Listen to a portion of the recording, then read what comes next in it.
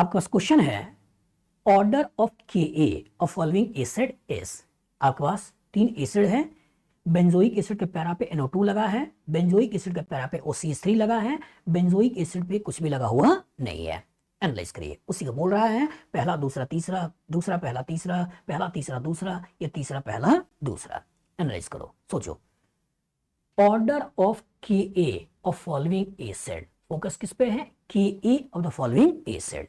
Ka value क्या होता है? हर एसिड के वो मेजर करने का कोई ना कोई यूनिट तो होगा। किसका एसिडिक कैरेक्टर ज्यादा है, किसका एसिडिक कैरेक्टर कम है, हम कैसे पता करेंगे? तो एसिड का एसिडिक कैरेक्टर को पता करने के लिए 2 यूनिट होती है। एक यूनिट कौन सी होती है? Ka value. तो Ka वैल्यू एसिड के डायरेक्टली प्रोपोर्शनल होता है। दैट मींस एसिडिक कैरेक्टर ज्यादा, दैट मींस Ka वैल्यू ज्यादा। या उल्टा कह सकते हो कि जिसका Ka वैल्यू ज्यादा उसका एसिडिक कैरेक्टर ज्यादा। लेकिन वैल्यू अपने आप में काफी कम होती है, इसलिए इसका माइनस लॉग ले लेते हैं। और जो माइनस लॉग ले लेते हैं तो minus log of Ka value उसको क्या बोलते हैं? Pk value. तो दैट मींस अगर कभी एसिड के साथ इसके Pk वैल्यू की तुलना करें तो क्या बोलना है? एसिड के इनवर्सली प्रोपोर्शनल होता है इसका Pk वैल्यू। तो दैट मींस Pk वैल्यू जितना कम होगा एसिडिक कैरेक्टर ज्यादा होगा, और Ka वैल्यू जितना ज्यादा होगा एसिडिक कैरेक्टर ज्यादा होगा। तो पूछ रहा order of Ka value, that means आपको इनडायरेक्टली बताना गया है एसिडिक कैरेक्टर का डिक्रीजिंग ऑर्डर, और जितना ज्यादा एसिडिक उतना ज्यादा Ka वैल्यू। सोचिएगा, बेंजोइक एसिड के पैरा पे NO2, बेंजोइक एसिड के पैरा पे CH3, बेंजोइक एसिड के पैरा पे रेफरेंस वैल्यू H। NO2 हमने क्या पढ़ाया है? हमने क्या पढ़ाया है? ऑर्थो पैरा पे सारा इफेक्ट मेटा पे केवल I। और जो ऑर्थो पैरा पे सारा इफेक्ट मेटा पे केवल I, तो NO2 उसके पैरा पे है तो क्या लगाना है? -M और साथ में -I, सारा इफेक्ट।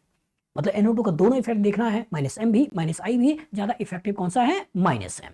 यहां सोचिए, यहां पे OCH3 जो कि यहां लोन पेयर है, तो ये डबल बॉन्ड भी C के पास lone pair, that means OCH3 का क्या देखना है? +M, और वीक छुपा हुआ -I, इंपॉर्टेंट क्या है? +M। तो यहां इंपॉर्टेंट है -M, यहां इंपॉर्टेंट +M, और यहां H जो है, H है क्या? Reference value. ये क्या है? Reference value. तो दैट मींस एसिड में आपने क्या पढ़ा है कि अगर एसिड से कभी इलेक्ट्रॉन विड्रॉइंग ग्रुप लगा हो तो दैट मींस एसिडिक कैरेक्टर बढ़ जाता है, और एसिड में कभी रेफरेंस वैल्यू H लगा हो एसिडिक कैरेक्टर कम हो जाता है, और इसी से कभी इलेक्ट्रॉन डोनेटिंग ग्रुप लगा हो तो एसिडिक कैरेक्टर सबसे कम हो जाता है। ये तो पढ़ा है। Electron withdrawing group any form -M हो -I हो एसिडिक कैरेक्टर बढ़ाता है। इलेक्ट्रॉन डोनेटिंग किसी फॉर्म में +M hyper conjugation +I acidic character गिराता है। क्यों गिराता है? एक ही तो कॉन्सेप्ट है, सारा खेल स्टेबिलिटी ऑफ कॉन्जुगेट बेस।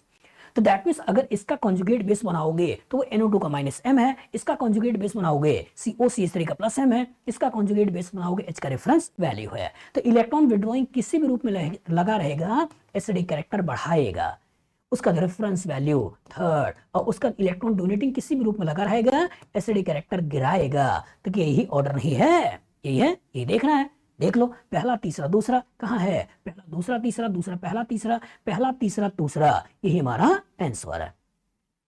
याद रखिएगा, Ka वैल्यू के डायरेक्टली प्रोपोर्शनल एसिडिक कैरेक्टर जितना ज्यादा Ka वैल्यू ज्यादा, एसिडिक कैरेक्टर जितना कम Ka वैल्यू कम। बताओ, फ्यूचर में इस तरह का क्वेश्चन आएगा, लगा लोगे? गुड।